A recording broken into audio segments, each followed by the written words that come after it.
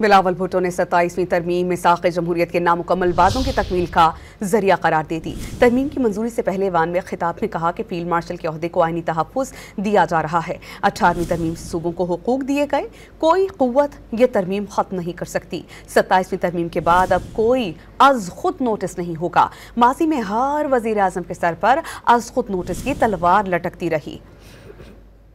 18वीं तरमीम पास करवाया।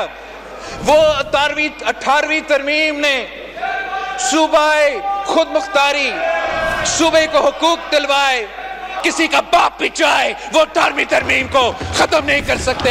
हम चार्टर ऑफ डेमोक्रेसी के नामुकम्मल मिशन को मुकम्मल करेंगे और हम आम आईनी अदालत बना के रहेंगे।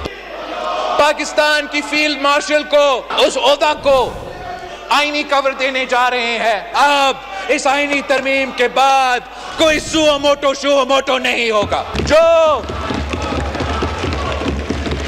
इन अदालतों के पास एक सोर्ड ऑफ डैमोक्लिस था जो वो हर वजीर आजम के सर पे लटकाते थे, हर हुकूमत को एक गैर मुंतखब इदारा को ब्लैकमेल करते थे।